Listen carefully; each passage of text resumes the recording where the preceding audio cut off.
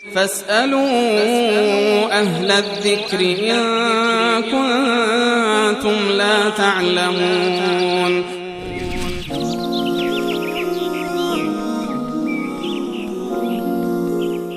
بیننده بعدی پرسیدن که آیا خواهر زن محرم هست و دست دادن به او درست است یا نه؟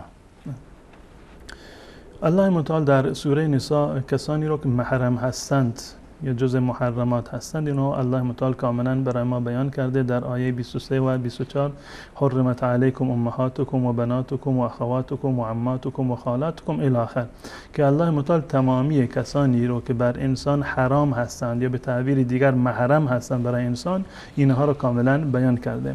منتها یک نقطه در اینجا وجود داره که حرام بودن دقیقاً به معنی محرم بودن نیست. یعنی صرفاً این که ازدواج با یک زنی حرام باشد این دلیل این نیست که فلان زن محرم این مرد قرار میگیرد. بحث حرام بودن یعنی حرمت ازدواج یک امر دیگر هست، محرم بودن یک امر جداگانه هست. تمام کسانی که محرم هستند، این نقطه رو دوستان توجه بکنند، تمام کسانی که محرم هستند دو امر در اینجا عرض کردم داریم. یکی هستند محارم که محرم انسان هستند و نوع دو محرمات که ازدواج با اونها حرام هست. تمام کسانی که محرم هستند، تمام کسانی که محرم انسان هستند ازدواج با اونها حرامه. ازدواج با تمامی محارم حرام هست.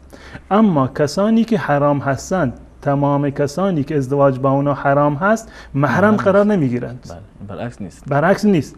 یعنی تمام محارم ازدواج با اونها حرام هست.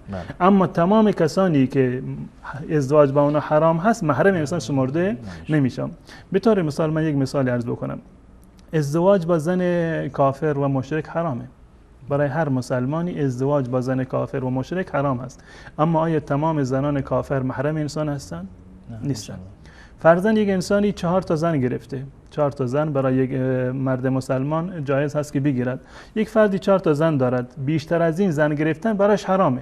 اجازه نداده که بیشتر از این بگیرد. یعنی تمام زنهای دنیا غیر از این 4 نفر براش حرام هستند. این به این معنی نیست که هر کسی 4 گرفت این محرم تمام زنان دنیا می شود. پس بنابراین تمامی محارم ازدواج با اونا حرام هست، اما کسانی که ازدواج با اونا حرام هست همشون محرم انسان قرار نمیگیرن. در همین آیه 23 سوره نساء الله متعال در مورد خواهرزن هم این مطلب رو بیان کرده که جزء محرمات هستند. جزء محرمات که در ابتدای آیه الله متعال می‌فرماید حرمت علیکم امهاتکم، مادرانتون، خواهرانتون، مادرانتون، دخترانتون، خواهرانتون، عمه و خاله، اینها همه بر شما حرام هستند که تقریبا 13 مورد رو الله متعال در این آیه ذکر می‌کند و یکی از این موارد همین خواهر زن هست. خواهر زن رو هم الله متعال در اینجا ذکر کرده و عنوانش این است که و ان تجمعوا بین الاختین، و ان تجمعوا بین الاختین، همون گونه که مادر و خواهر بر شما حرام هست، برای شما حرام هست که 2 تا خواهر رو یک جا جمع بکنید. یعنی ازدواج با 2 خواهر در یک زمان، همزمان یک فردی با 2 تا خواهر ازدواج بکنه، این ازدواج ناجایز و حرامی هست و جایز نیست این کار رو انجام بدن. پس بنابراین خواهر زن جزء محرمات هست، جز این گروه دوم هست که ازدواج با اونها حرام هست، اما محرم انسان شمرده نمیشن. شاید مردم به اشتباه بندازن این کلمه‌ای که استفاده میشه میگن خواهرزن محرم موقته، چون این کلمه که استفاده میشه خیلی خیال میکنن که تا زمانی که داماد داشتن این محرم میشه. این تعبیر دقیق نیست. محرم موقت نیست، جز محرمات موقتی هست. تفاوت داره این 2 تا تعبیر. وقتی میگیم محرم موقت هست، خب یعنی محرمه. حتی زن هم محرم موقت هست. تا زمانی که این عقد زناشویی در میانشون وجود داره، این زن و شوهر با هم دیگر محرم هستند. به محض اینکه طلاقش داد نامحرم میشن. اون میشه جز محرم موقت مثلا. اما خواهر زن محرم موقت نیست، جز محرمات موقتی هست.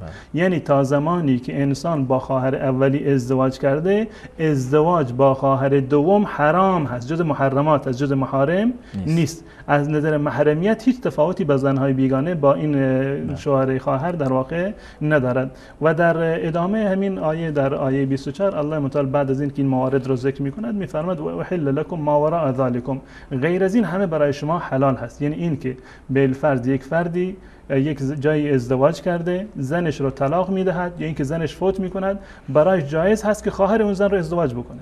یعنی اون حرام بودنش از بین میرود. به محض طلاق دادن خواهر اولی یا فوت کردن خواهر اولی، ازدواج با خواهر دوم کاملا جایز است. اما اینکه دو تا خواهر رو همزمان ازدواج بکنند این در واقع حرامه. پس بنابراین با توجه به این خواهر زن جزء محارم شمرده نمی شود، ازدواج با اون موقتا حرام هست و به محض طلاق دادن خانم اولی یا خواهر اولی یا وفات کردنش ازدواج با خواهر دوم کاملا جایز هست. پس بنابراین در میان شوهر خواهر و خواهر زن هیچ گونه محرمیتی وجود ندارد، احکامشون دقیقاً مانند احکام دو فرد کاملا بیگانه هست. پس بنابراین خلوت کردن هم جایز نیست، صحبت کردن هم جایز نیست و نشان دادن آرایش هم جایز نیست و دست دادن و همراه شدن یا سوار ماشین شدن و سوار موتورسیکلت شدن هیچ کدوم از اینها جایز نیست.